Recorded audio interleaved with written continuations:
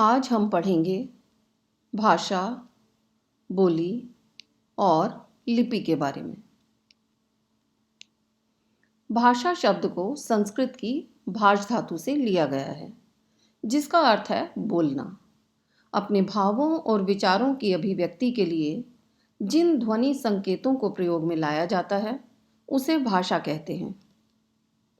दूसरे शब्दों में, भाषा वह साधन है जिसके माध्यम से हम सोचते हैं तथा अपने विचारों को व्यक्त करते हैं।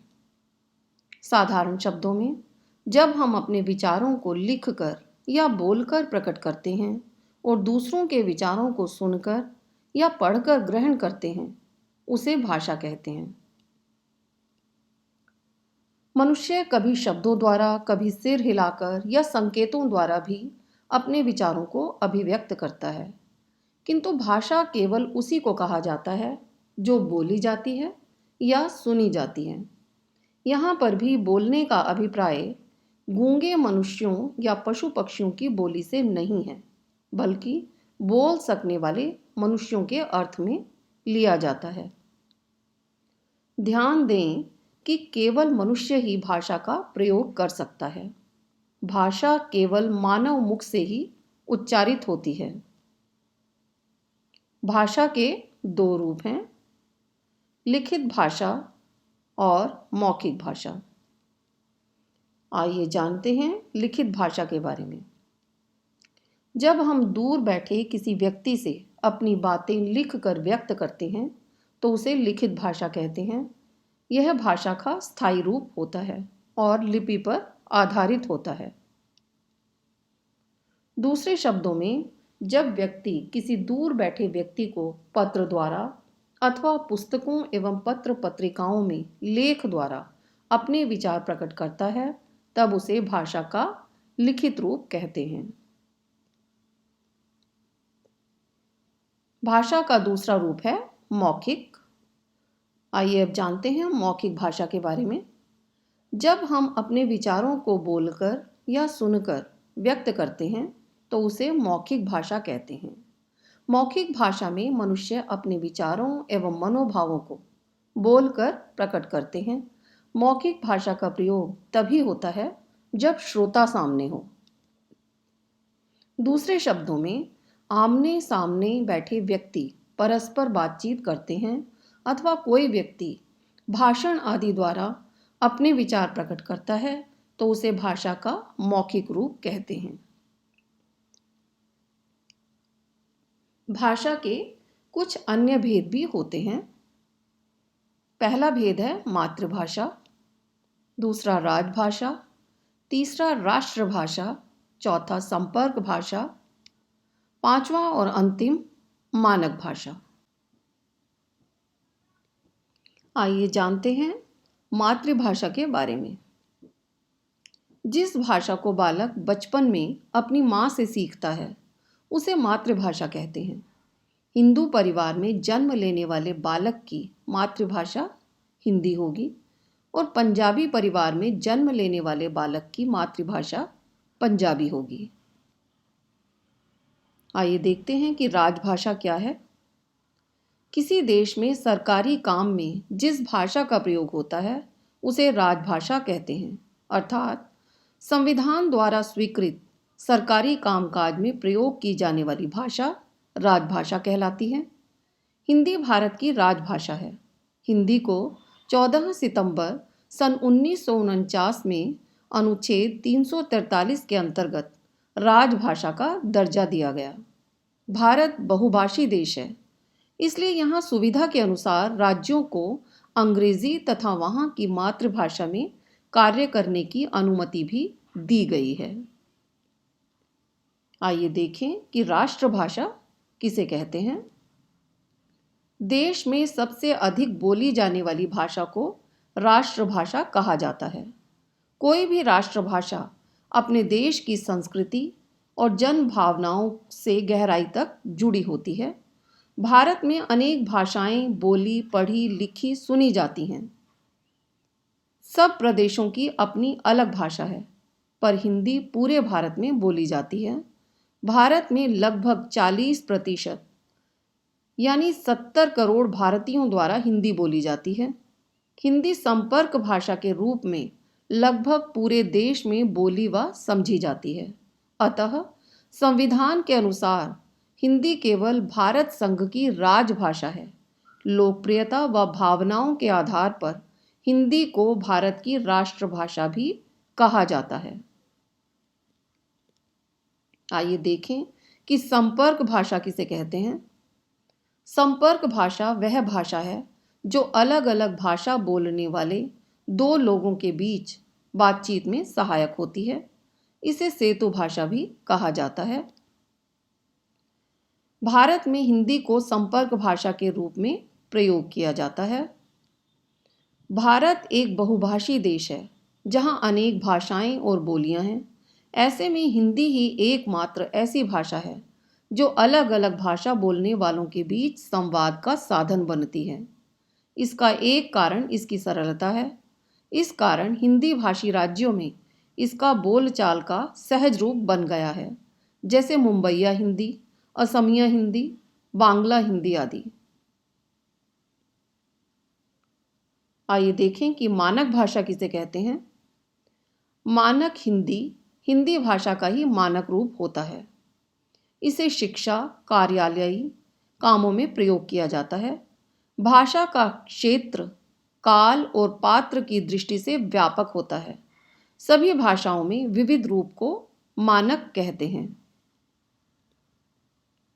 भारतीय संविधान की 8वीं अनुसूची में 22 भाषाओं को स्वीकार किया गया है और ये भाषाएं हैं संस्कृत, हिंदी, उर्दू, असमिया, पंजाबी, नेपाली, तमिल, तेलुगु, कन्नड़, गुजराती, बांग्ला, उड़िया, कश्मीरी, कोंकणी, मणिपुरी, मराठी, मलयालम, मैथिली, डोगरी, बोडो, संथाली और सिंधी आदि। इन सभी भाषाओं का प्रयोग अपने अपने क्षेत्रों में ही किया जाता है।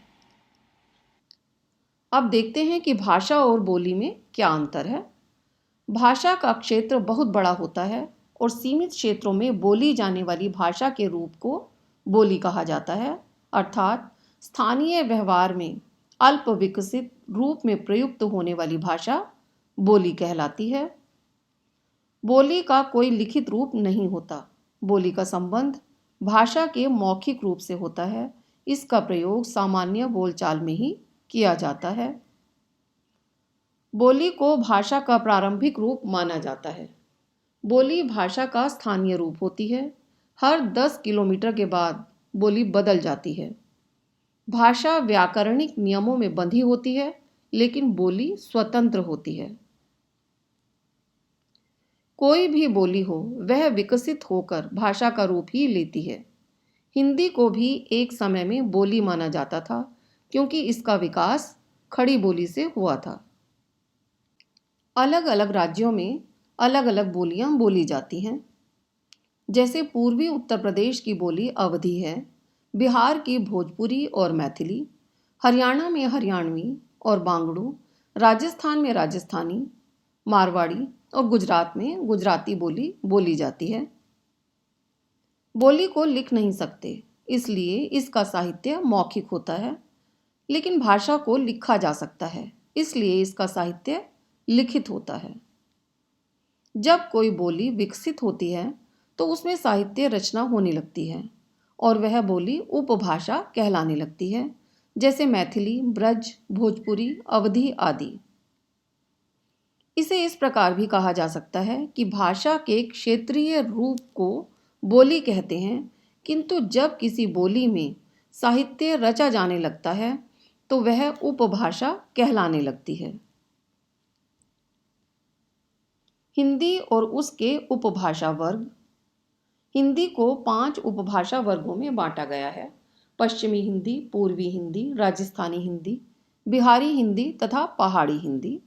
उपभाषा वर्ग और उसकी उपभाषाएं। उपभाषा वर्ग है पश्चिमी हिंदी और इसकी उपभाषाएं हैं ब्रज भाषा, खड़ी बोली, हरियाणवी, कन्नौजी, बुंदेली। पूर्वी हिंदी अवधी, बघेली, छत्तीसगढ़ी। राजस्थानी हिंदी मारवाड़ी, मेवाती, हाड़ौती, मेवाड़ी। बिहारी हिंदी मैथिली, मगही, भोजपुरी। पहाड़ी हिंदी, कुमाऊनी, गढ़वाली, हिमाचली। आइए अब जानते हैं लिपि के बारे में। किसी भाषा को लिखने के लिए जिन चिन्हों की ज़रूरत होती है उन चिन्हों को लिपि कहते हैं। लिपि भाषा का लिखित रूप है। इसके माध्यम से मौखिक रूप की ध्वनियों को लिखकर प्रकट किया जाता है। सारी भाषाओं के लिखने की लिपि अलग होती है। आइए अब जानते हैं कि कौन सी भाषा की लिपि कौन सी है। हिंदी, संस्कृत, मराठी भाषा की लिपि है देवनागरी। पंजाबी भाषा की लिपि है गुरुमुखी। उर्दू और फारसी भाषा की लिपि है फारसी। अरबी की लिपि है अरबी। बंगला भाषा की लिपि है बंगला। रूसी भाषा की लिपि है रूसी। अंग्रेज़ी और जर्मन भाषा की लिपि है रोमन। फ्रेंच और स्पेनिश भाषा की लिपि है रोमन। आइए अब देखते हैं कि लिपि का क्या महत्व है। लिपि के द्वारा ज्ञान, विज्ञान, साहित्य व संस्कृति को लिखित रूप में सहेजा जा सकता है। इससे ये सब एक पीढ़ी से दूसरी पीढ़ी तक आसानी से पहुंच जाते हैं। आइए अब कुछ महत्वपूर्ण बातें जानते हैं। संसार की लगभग सभी लिपियां बाएं से दाएं की ओर लिखी जाती हैं, लेकिन उर्दू और फारसी लिपि दाएं से बाईं की ओर लिखी जाती है। हिंदी व संस्कृत भाषा की लिपि देवनागरी है। देवनागरी लिपि को बाएं से दाएं लिखा जाता है। देवनागरी लिपि में हर वर्ण का आकार समान होता है। देवनागरी लिपि उच्चारण के अनुरूप लिखी जाती है।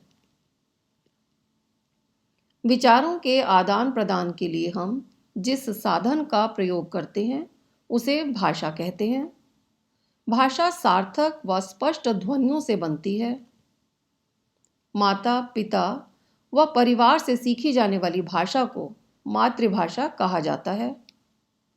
संविधान द्वारा हिंदी को 14 सितंबर सन 1949 को अनुच्छेद 343 के अंतर्गत राजभाषा कहा गया। भारत एक बहुभाषी देश है जहां अनेक भाषाएं बोली जाती हैं। भारत जैसे बहुभाषी देश में हिंदी संपर्क भाषा का काम करती है। हिंदी वैश्विक भाषा की ओर तेजी से बढ़ रही है। प्रतिवर्ष 10 जनवरी को विश्व हिंदी दिवस मनाया जाता है। हिंदी के क्षेत्रीय रूप को बोली कहा जाता है, जबकि साहित्य रचा जाने पर बोली ही उपभाषा बन जाती है। भाषा की मौखिक ध्वनियों को लिखने की व्यवस्था लिपि कहलाती है। व्याकरण वह शास्त्र है जो भाषा के शुद्ध रूप का ज्ञान करवाता है। भारतीय संविधान की 8वीं अनुसूची में 22 भारतीय भाषाओं को सम्मिलित किया गया है। आशा है आप सभी भाषा, बोली और लिपि के बारे में समझ चुके होंगे। मेरी यह वीडियो पसंद आए तो इसे लाइक करें, शेयर करें और मधु कलश चैनल को सब्सक्राइब करना ना भूलें।